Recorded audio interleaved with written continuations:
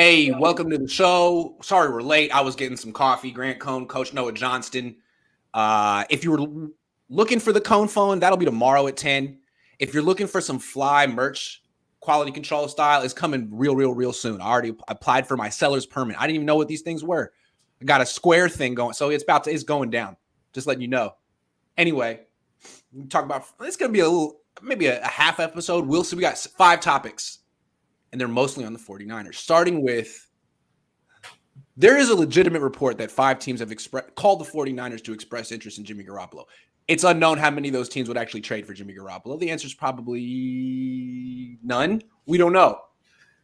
But friend of the show, Dan Cilio, said, yelling, I would think what he typed it into Twitter, but he probably yelled it while he typed it. Yeah. That the Falcons have offered a 2nd and a 5th for Jimmy Garoppolo. Look, if they've offered that, I'm not sure that they have, but I'm guessing the stipulation is the Niners would have to pay 100% of Jimmy Garoppolo's salary to make anything like that work. What do you think of this? Can we call it a report? Yeah, I think Dan Cilio also said that KD wants to come to the 49ers. Kevin Durant? Yeah. That makes sense. But he does, though. Yeah. If the 49ers, if the Falcons are really offering a 2nd and a 5th, they should do it like now. Yesterday. Yeah. The Falcons could wake up and realize what a stupid idea this is. Yeah. Yeah, right. Yeah. Like, but I don't understand why a team like the Falcons would want to do. The Falcons should be in if you don't want to call it tank mode, they should be in rebuild mode. Like they should not be trying to. They shouldn't be trying to win right now. Right. They should. If I were them, I'd much rather have the 2nd in 2023 than 1 year of Jimmy Garoppolo in 2022. Right, and the possibility that you might have a high 1st round pick this year, and then you could go get your quarterback, your real quarterback for the future in this upcoming draft. Yeah, as opposed to maybe you get Jimmy Garoppolo, and I mean. We've seen it in the past with the 49ers, right? Like if you get an extra win or two, that can propel you further down in the draft, and now you're out of position to really get one of those quarterbacks, or it costs you an arm and a leg to move up and get one. Now, from the Falcons' perspective, if the Niners are going to pick up most of the money here, maybe Arthur Smith feels a little pressure to win a little bit because is it his 2nd year there? Marcus Mariota, he's probably more talented than Jimmy. I mean, he was the 2nd pick of the draft. He can move, but he might be even more injury prone than Jimmy. And once Marcus is hurt, now you're down to Desmond Ridder, who I don't know if they wanted him to play right away. He was a 3rd round pick. So I could see them looking for another quarterback. I could.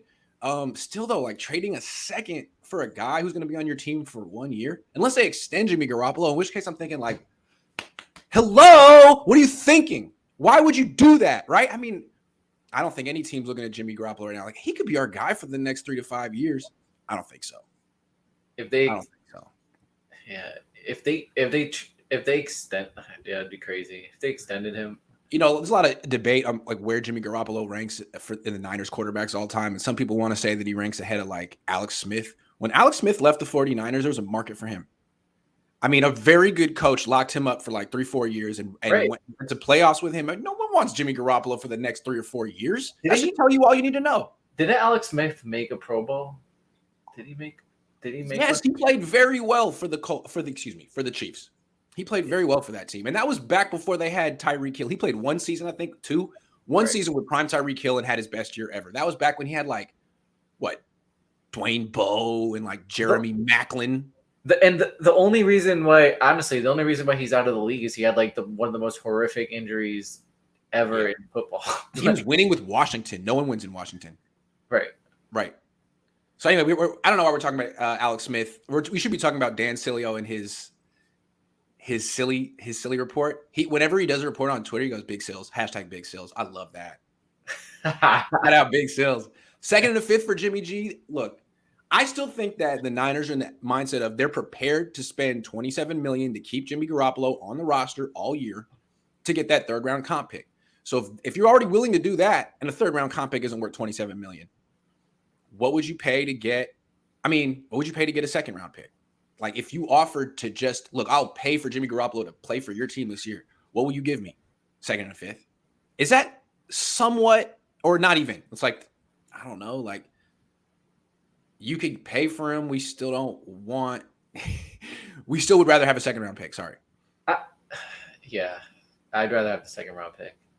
I mean, it's not like I don't feel like what would the Falcons' real benefit for? Like they get a couple more wins probably. Like with Jimmy, like I think he's a starting quarterback. He's on the lower end of starting quarterbacks, but seems like what he does is he repairs your reputation. If you need some credibility, some wins, if you need your win-loss record in the regular season to improve, maybe that's why Kyle stuck around with Jimmy so long. It's like he was done with Jimmy after 2020, and he got Trey Lance, but he's like, there's going to be a growing pain year with Trey Lance. Should I do it right now when I'm like 10 games under 500?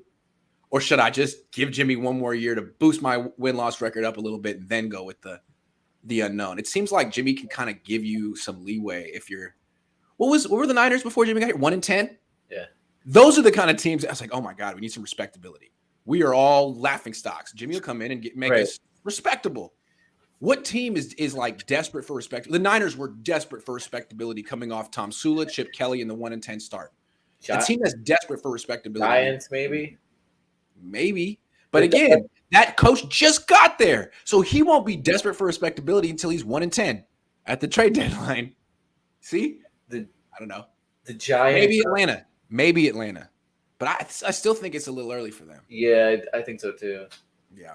But again, if the Niners hold on to Jimmy and this drags into week 3 or 4, then the Falcons' plan could totally blow up. Marcus Mariota could get hurt, and maybe Desmond Ridder, and then the Niners are like, okay, do you want some respectability? Or do you guys want to be a joke all year?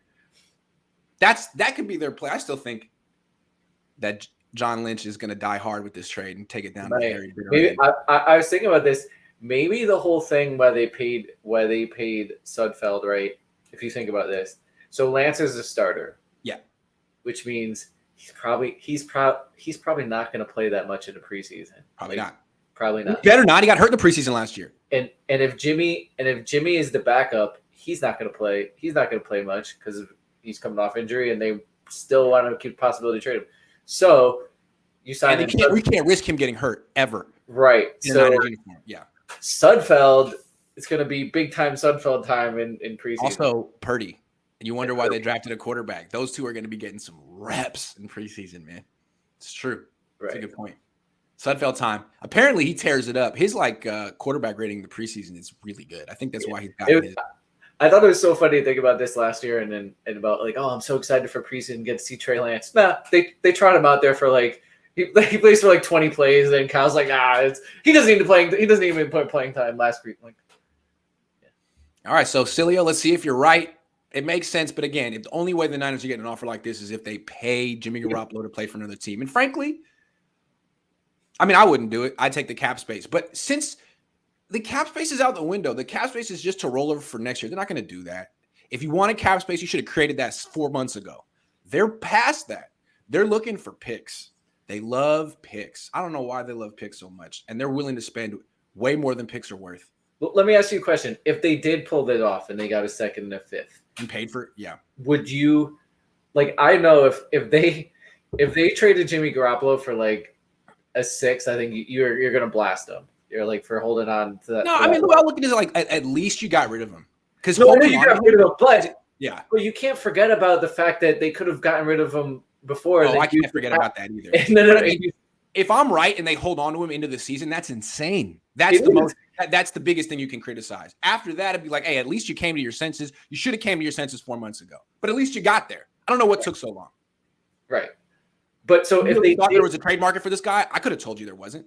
If they do pull off a second and a fifth, like are you applauding them, or are you like you're not gonna blast? It's only a little bit. You're gonna blast them a little bit because in my mind, I'll praise them for at least getting him off the team, but I'm not going to say that it's genius to spend $27 million on a second round pick. Like that's not, the next trend in the NFL. It's like, okay, You salvaged a situation that you could have done better with, but at least you didn't make it worse. At least you finally cut your losses and got something. So I'll give you credit for that while I hold my nose at the whole situation. Now, if this is going to happen, but if somehow they end up get a first for him, would you applaud that?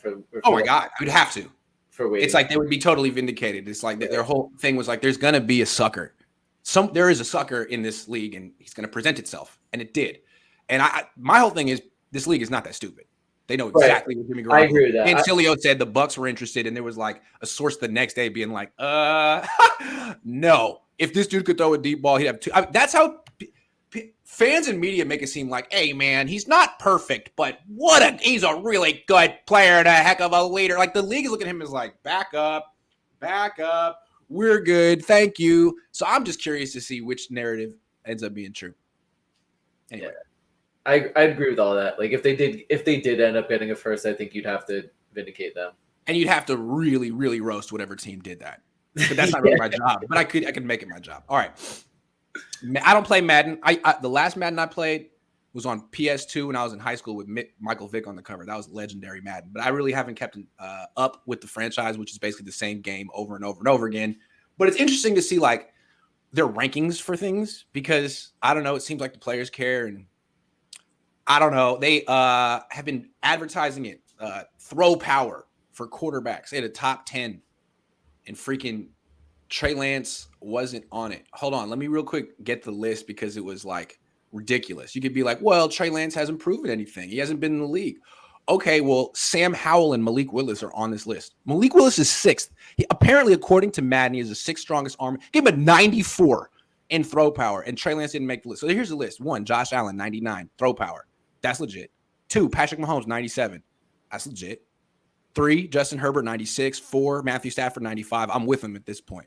I would put Trey Lance in right here at number 5. Instead, they go Zach Wilson. So I like Zach Wilson. He's a much quicker release. He doesn't throw harder than Lance. Does he? Well, the only thing I would say with Madden ratings is it's not a direct translation to, like there's guys in Madden that have like high speed ratings, but they run like a 4. They really run like a 4, like a 4.5 or something, just because their play speed is that high. So I just feel like throw power is fairly cut and dry. It's like velocity, but so is speed. So is speed, but it has such a big impact on the game. So that if a guy plays like he runs a 4.3, you have to bump the speed up. That's true. I mean, like in pads and in the game as opposed to on a track or whatever. But like throwing a football, do you really throw it not as hard when you're like in a pocket? I mean, they have Deshaun Watson at 93. He does not throw hard. Yeah, he's number 9. I mean, he's great. I think it's just how the game how throwing power impacts the game. So they have to guys that they feel like are better. They have to bump them up. But I mean, the fact that they would put Malik Willis at number 6 on a projection and they won't put Trey Lance in there, to me is like, why is the whole league so skeptical of Trey Lance? Like, he's a big unknown, of course. But the fact that I don't know what's going on. The people are really acting like, hey, man, Books, words out. He's not good. He's one play Trey. Like, really? I don't understand. Like, Zach Wilson gets the benefit of the doubt. Sam Howell gets the benefit of the doubt here. But Trey Lance, people are looking at buffalo-eyed like this out of there. I'm saying, I don't get it. What is it's not a race thing. It's just a very strange narrative that's taken on it's a life of its own.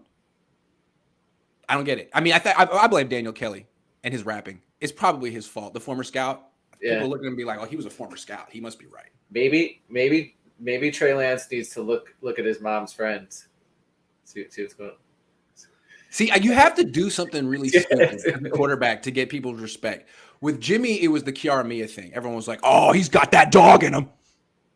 He's got that dog in him." Trey Lance was dating Colin Cowherd's daughter, right? That was He should have. He's got that dog in him. You got to do something ridiculous as a quarterback to get the locker room behind you. Jimmy did it. Zach Wilson did it. You also have to be good and win. I don't know. I just feel it's like a whole theme until Trey Lance, he could shut this up in 1 month.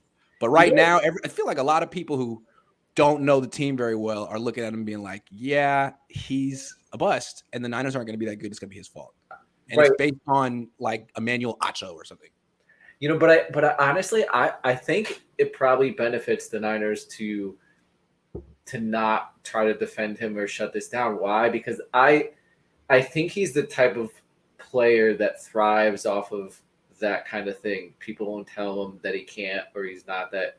That was his story coming out of high school, right? Right. So I think he thrives off of that. So he's I think done this before. Yeah. I think the 49ers want that environment for him. They're probably like, that's probably why they don't defend him. They're probably like, yeah, keep the pressure build, keep it on him, because he's just going to thrive off of that. It seems like at least that's been his MO up to this point. And that's kind of been Kyle's MO too. It's not like he doesn't feel it's his role to be the PR director or the marketer for the quarterback and be like, let me tell you what this guy's going to do. I mean, if everyone wants to doubt Kyle and his quarterback, he's like, great, lower the bar. And just make yourself wrong. I think it's from his perspective. Like, he likes to be the troll. Like, okay, keep saying it. I'm not going to correct you. You've been on the record 80 times that Trey's no good, and then we can't pull this off. Okay, keep saying it. I think that's kind of how he thinks. He really gets pleasure out of proving people wrong. Being the guy who was right all along, the only guy who saw it, the guy who went out on the limb and was right. Hey, I respect it. It's not like he's gonna. Hey. Trey Lance is our starting quarterback. I like Trey. Like, no, I'll just be like, oh, you said, you too? Okay. Trey, you hear that? You hear what he said? You got that? Because, I mean, deep down, I don't know if Kyle 100% believes in Trey, right? It's not like he's not that kind of guy. So it allows him to hedge. But at the same time, it might be the way he likes to coach a young quarterback. Hey, they don't think you're going to be good. Yeah. Maybe that worked with Robert Griffin. Maybe there was a lot of skepticism with him before he tore it up his rookie year.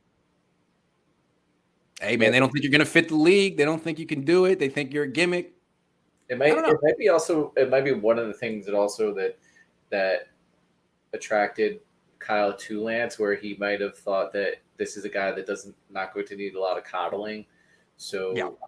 I feel like I could work with that because I'm not going to coddle. No.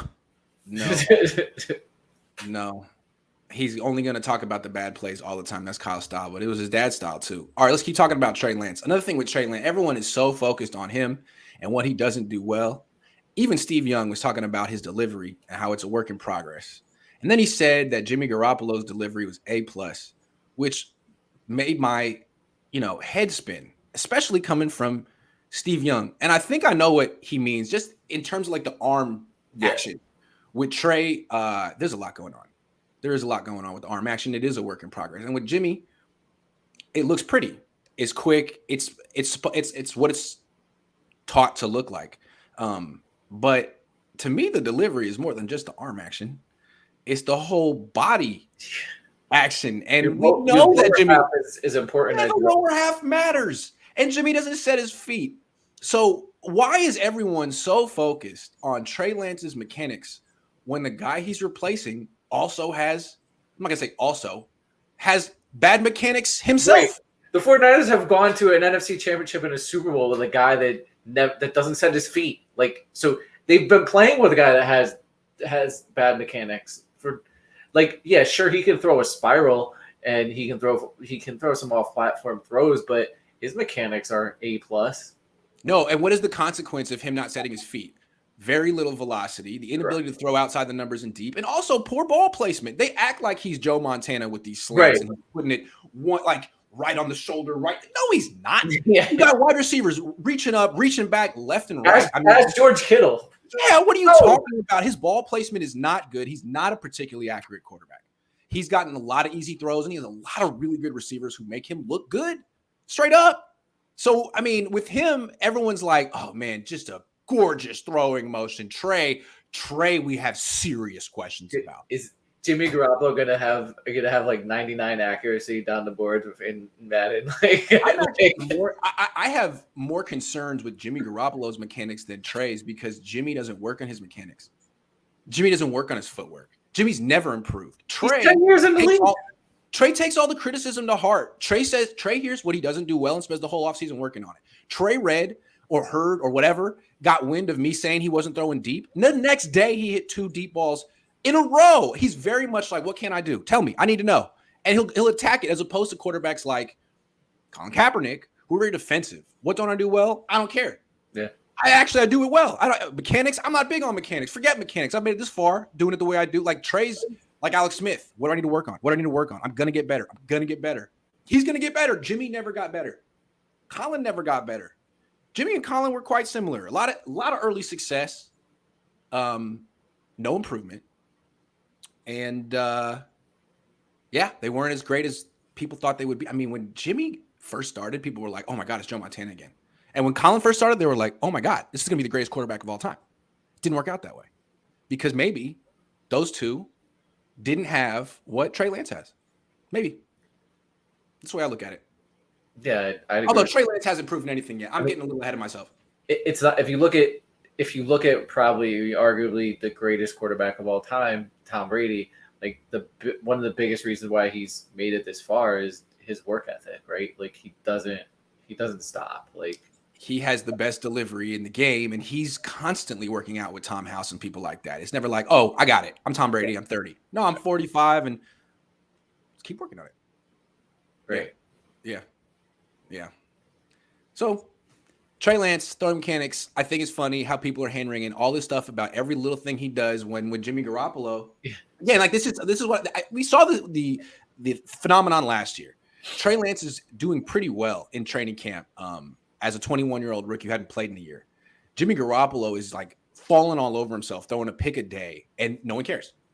It's like, well, I heard that in this one little drill for 5 seconds that was a move the ball drill, he missed an open receiver on 3rd and 7 and scrambled for the first down instead. That's just not going to translate. Well, what about the 2 picks Jimmy Garoppolo threw today? Oh, he was just working on stuff. He's proven. Don't worry about Jimmy. He's proven. It's gonna be in camp. It's gonna be great because people that are anti Trey Lance are gonna pick it apart and be like, oh, Trey Lance did this today. He threw an interception or he was inaccurate, and they're gonna pull apart. But they're gonna forget like last year when Jimmy Garoppolo would throw 5-6 picks in the camp, and that was he's working on stuff. What's funny is that David Lombardi is now totally pro Lance. So the rivalry's over. Oh well, it was fun while it lasted. I think what David's thing was he didn't quite know which horse to run to. Well, I think he actually knew. Well, because the team is pro Lance now, so right. Last year it was a little murky, but he figured out which one they were backing. I went with the one who was better. Right. But we'll see. Official BNA Music. See you at camp on the 28th. Better see you. Shout me out. I'll be there. Brian Culp. Will Jimmy ask for a release? How do you walk away from $27 million so some team can give you $5? Would you? No. No. Because I mean, from his perspective, he's probably thinking, man, Lance is trash. He's gonna fail. He could get hurt. Why don't I could take this job? I mean, there's gonna be I have so many friends on this team. As soon as Lance messes up or does one thing wrong, they're all gonna be looking at Kyle, be like, hey man, can we go back to winning? I'm sure Jimmy's thinking that. Or like it's just as simple as, man, look at this bank. Like I like 27 million. 27 million, 5 million. 27 million, 5 million. This feels bigger. Yeah. All right. Moving on. The state of the center position. The Niners have been trying to sell us on Jake Brendel all offseason. We're like, if you want to say that he's a good backup center, fine. If you want to say that he's a solid starting center, you can't know that. No one can know that. At least that's the way I feel. So I just feel like all offseason we kind of like, what's the next move? You can't possibly. This isn't it. And then last week, Billy Price, former first-round pick of the Bengals, went on a following spree on Instagram, Twitter. He just followed hell of 49ers. And everyone was like, oh, he's coming. But he's not on the team yet. What do you think is going on here? Or the Niners looking towards next year and a potential free agent? I don't know. I always thought that what the Niners are kind of doing is with all these guys, right? So they have like six spots that they're replacing this year, including the quarterback and safety and all that. The likelihood that they're going to be able to hit on all of those is low. They're not. I'd be very surprised if 4 of those players are like good starters, right? My idea, what I think they're going to do is they're just letting it play through camp, and they're going to see which one of those spots or where those spots where they need help, and then maybe make a move for some of those for at a spot where it doesn't work out. And I think it's a high probability that Jake Brendel is not going to work out. And I don't even believe that they think he is. Like, I just feel like they're lying before they signed Billy Price or whatever. The thing that's crazy about it to me is there's evidence in the past where how important the center position is. It's not the quarterback position, right? But it seems like there is it definitely matters as where their center position is or where they are on their center position. It affects their entire offensive line, and you've seen it in Kyle Shanahan's tenure here. And you would think that they would put it as a priority, but I feel like what happened was Richburg went down, Garland filled in for like 7-8 games. They went to the Super Bowl and they're like, see, if we can make it with Ben Garland. It's like, first of all, Ben Garland played like 7 or 8 games. You didn't win the Super Bowl. He couldn't even play the next year. I mean, I don't know that you really proved that you could actually do it. Plus, he was actually proven that he was a solid offensive lineman in the league. He played before. Jake Brendel hasn't played. Okay. It's not the same. No, it's also not the same in this aspect, right? So like when you're looking at a player and it's like, oh, this backup they played well with this backup for this much time, right? So being a backup is not the same for doing it for an entire year. Why? Okay, because what inevitably happens is you get injuries. So it's not just you're not just playing with this backup. You're playing with a backup at left tackle. You're playing with a backup at running back. Now you're playing the backup at free. So you're this close to having third stringers on the field, right? So the backup, right? Right. You're always going to be playing with backups, right? Yeah. You want to minimize that. And if your starter is already a backup, then you're just lessening your entire roster. So that's the problem. See, to me, what's so funny about the way people are looking at this Niners team, at least nationally, there's a lot of skepticism with this team, as there should be, but for the wrong reasons. Everyone's skeptical of this team because of Trey. Well, Trey was a top 3 pick. He's a very gifted player. He showed good flashes last year for a rookie quarterback.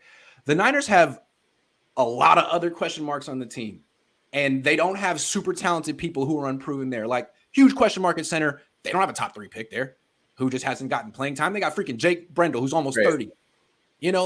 They have question marks, 4 question marks in the offensive line, 3 question marks on defense, nose tackle, strong safety, nickel back. They got like 8 question marks out of 22 starters.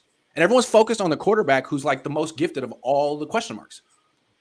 What about who the hell is starting at nickel? Who's covering Cooper Kupp on this team? I don't know. No idea. No freaking clue. And if Javon Kinlaw can't, if his knee surgery doesn't turn everything around, then what's the plan at nose tackle? And what if Talanoa Hufanga just isn't a starting safety? So these are all the questions. And coming back to left guard and right tackle, it's like, yeah, I just went on a big rant. Yeah, but the thing is Trey Lance has already played. He's already played in 1 game and played well, at least in 1 game last year. Okay. Yeah. He is a high draft pick. I mean, Kinlaw has played well when he plays. Number 1, number 2 is even if he doesn't play well, like they have depth. They do have depth on their defensive. They got Ridgeway. They got they have the best defensive line coach in the league. So like, even if Kinlaw doesn't play, I'm not really that worried about nose tackle. That's fair. That's fair. Quite honestly. Yeah. So there's that there. Then Hufanga did get some playing time last year. True. So like he's after Lance, I would probably go in my confidence ratings of the guys when they're replacing. I would go Lance number 1. Then I would actually go Kinlaw because he's gotten a lot of playing time. I would go Lance, Kinlaw, then because Kinlaw has shown he can at least kind of do his job as a nose tackle when healthy. Talanoa, we don't know that he can do his job. He's shown flashes that he might be able to. Kinlaw has actually made some he's had bat downs, he's had picks, he's had some impact. He's really good at that actually. He realizes I'm not getting to the quarterback. Let me make a play on the ball. He does that very well. He did that in college too. He's had some impact plays, so that's why I would put him He's super fluid, like running. Like running sideline to sideline when he has the ball. He's a very good athlete. I still think he should be an offensive lineman. Moving on. Yeah, he's Imagine him pulling, dude. Imagine him pulling. Are you kidding? He would be so good. He would be a hell of a right tackle. I think he could be so much more gifted than Mike McGlinchey at right tackle. Oh my God. Javon. Who is his agent? Moving to right tackle. Oh my God. Him and Trent Williams. Woo! A lot of money at the tackle position. That's what I'm saying, man. You really want to be a 2-down run stuffing nose tackle or a right tackle, man? Come on. That's what kids don't understand. That's a lot of kids don't understand. Is offensive linemen and especially the tackle position, a lot of money there. Go play right tackle, Javon. That's what I'm saying, man. I have his best interest at heart. That's what I've been trying to say. I've been trying to advocate for Javon. Sorry, he'll figure it out. Yeah. Adventures of the Alchemy. Thank you. Yeah, he's a guy. He's gonna be interesting to take a look at in camp, this coming camp, because supposedly, he's working on his body. Yep, he's a guy that's gonna be interested. I like that. Was it Jason Poe? The whole idea of taking college defensive linemen who aren't going to really make it in the league, but turning them to offensive linemen is great, because the athleticism disparity between O linemen and D linemen in the NFL is crazy. Get some of those athletes on the O line and teach them, especially if they got no future in the D line. I think it's really smart. See if it works. I don't know. I agree. Sean says Trey will be what RG3 should have been. Kyle was the OC in Washington in 2012. Trey's a much better supporting cast in 2022. 2022, Trey will be the rookie RG3 of 2012 on steroids minus injuries. Yeah, man, I just hope the Niners can keep him upright. That's my only question about the Niners offense. It's not Trey. It's the left guard, the center, the right guard, and the right tackle. Yeah. Right. I think to be his first, I think I just got some breaking news. Tell me. So it looks like Jimmy Garoppolo is still on the 49ers. Oh my goodness! All right, can you confirm that? Can you confirm that? Oh man, that changes everything. Damn. All right, last topic. Man, that really threw me off. Okay, I want you to make a bold NFC prediction, and let's do it like this. Let's start with like a bold Niners prediction, and then a bold non-Niners prediction. So four bold NFC predictions. Me and you both go Niners first. All right, bold Niners prediction. I'm not gonna go with anything with Lance, just because I think that's kind of the obvious. Okay. Yeah, that's kind of the obvious one.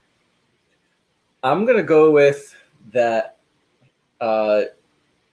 Jennings is the second leading receiver on the team. I like that. He's the one that's going to be the third-year contract push guy that just kills. That's what it looked like to me. Everyone's focused on Ayuk. Ayuk looks the same, which is a good player. Jennings looks different. Jennings looks hungry. He looks hungry. He wants to be the champ. Yeah, I'm with you, man. I like that. He's going to be the guy because, in the red zone, I feel like Kittle's a decoy. Debo's a decoy. Unless he's running the ball.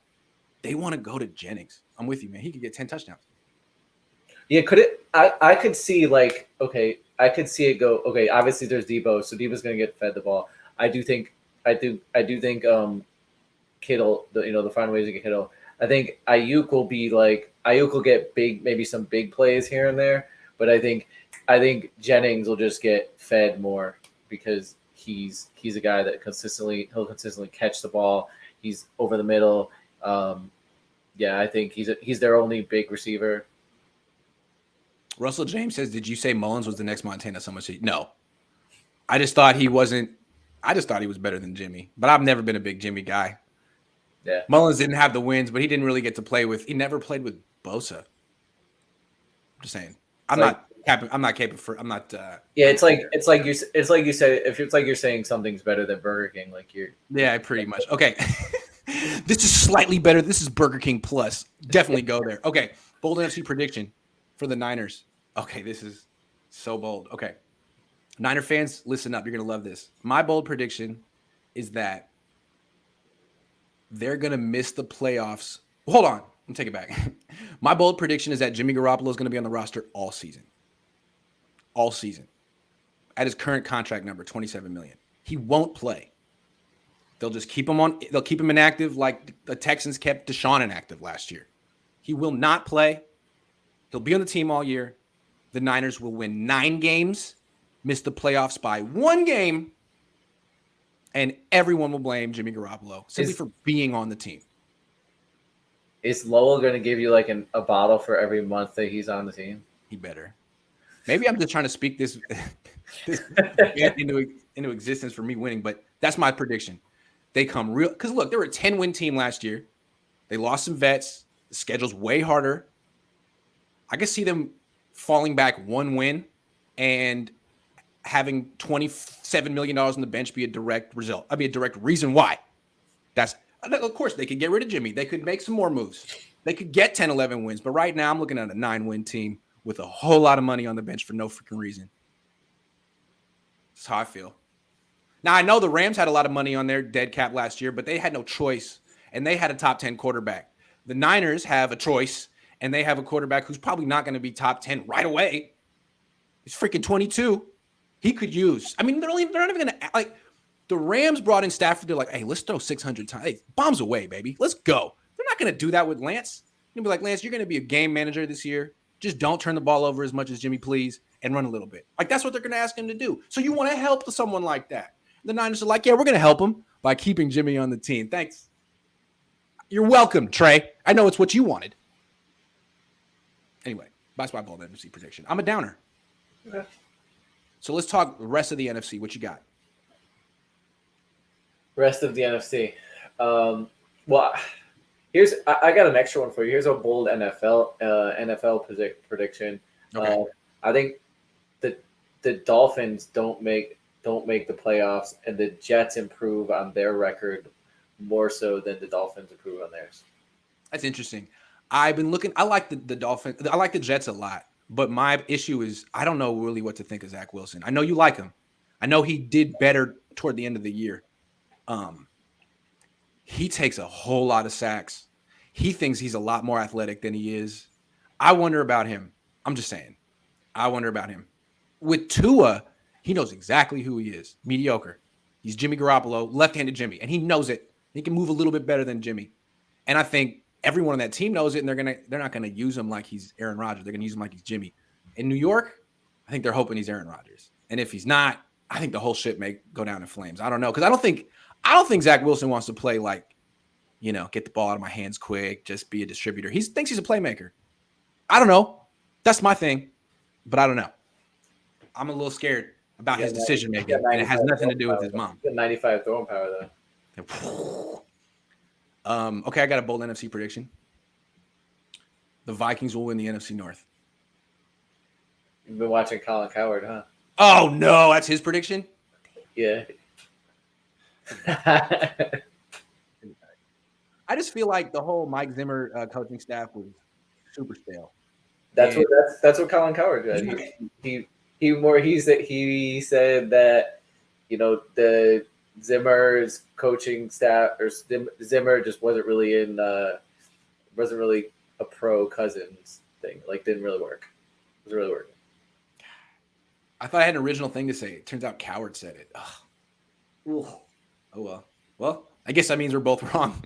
Maybe he'll. I guess that means the Packers are winning that division. Maybe he'll give you a podcast. Maybe he'll be doing the Grant Cohn podcast. I think so. I think we got off on the right foot. I got another one. Niners finished third in the NFC West. Right behind the Dolphins. I just don't see the Niners taking this season seriously. It's a very much like, let's see what we got season. Like, what kind of way is that to enter the year? Let's see what we got at 8 positions. Let's just mess around and. I don't know. Hey, John, you're paid. Oh yeah, I'm paid. Kyle, we just made the NFC Championship game. That we're off the hot seat. We can do whatever the hell we want. We're signed for the next 5 years. Yeah, let's just kind of take their foot off the gas this year. How about that? Yes. Genius. I think that's genius. I don't know. Yeah. Especially when every other team went all like 15 teams went all in this year, and the Niners play all of them. Like, I don't understand. They're going to have to get real lucky with injuries, but they're the unlucky team with injuries. I just don't see this going well. And again, Trey's going to get blamed for all of it. But again, it could all work out. But when it doesn't, Trey's going to get the blame. The other thing that they could do, and I mean, if they did get Jimmy's salary off their roster, is like around October, something like that, November. Teams start getting interested in selling some of these players that are in their final year of their contract. So if the 49ers they're in the hunt and they're looking for a player, they can get a player for fairly cheap, probably, on their roster from a team looking to sell.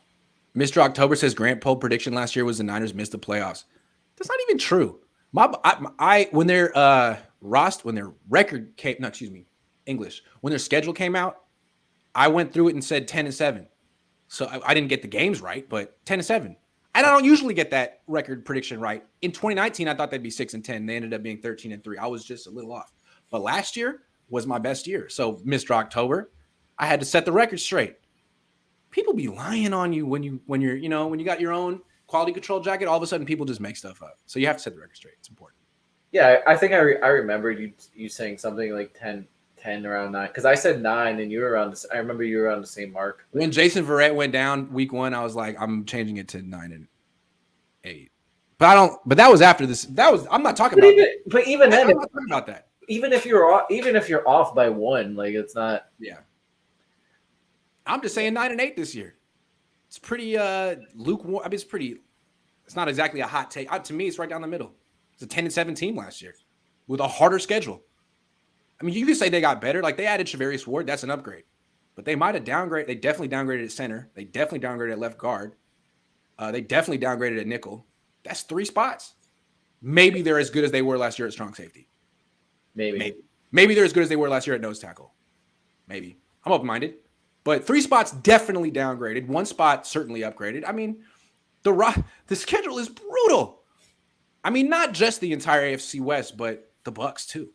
Your own division. I don't know. At least they'll get to face the Cardinals when DeAndre Hopkins suspended. I don't even know. Yeah.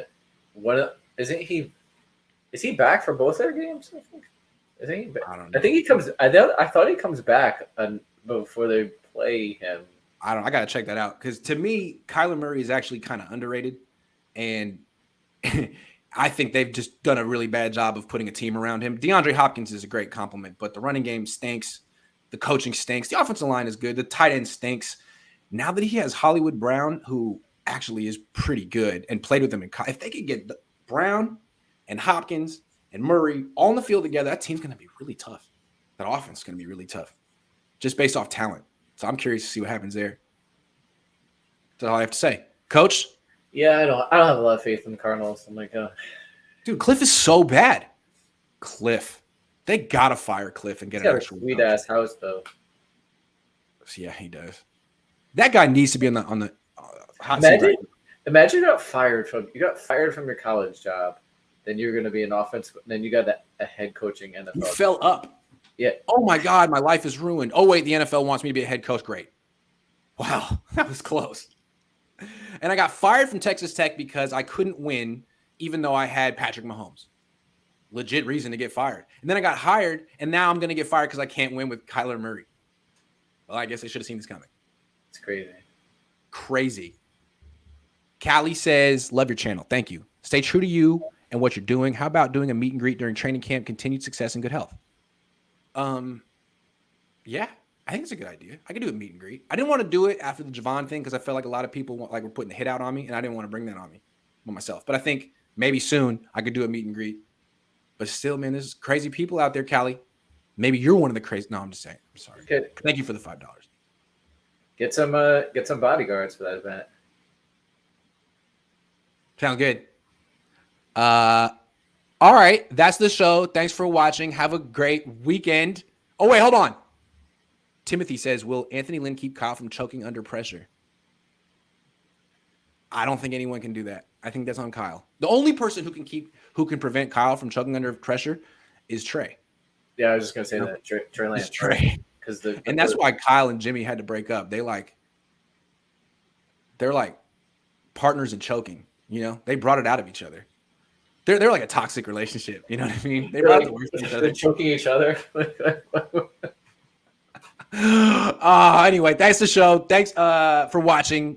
Have a great Saturday if you're on the West Coast. If you're on the East Coast, you wasted it. I don't know. What are you thinking? No, I'm just kidding. It's hot out there, dude. It's like 100. It's 100 degrees out here. It's so pleasant in the Bay Area. You gotta love that. I'm just gonna rub it in. So pleasant. Wonderful. I'm gonna go outside with a turtleneck on. Thanks for watching. See ya.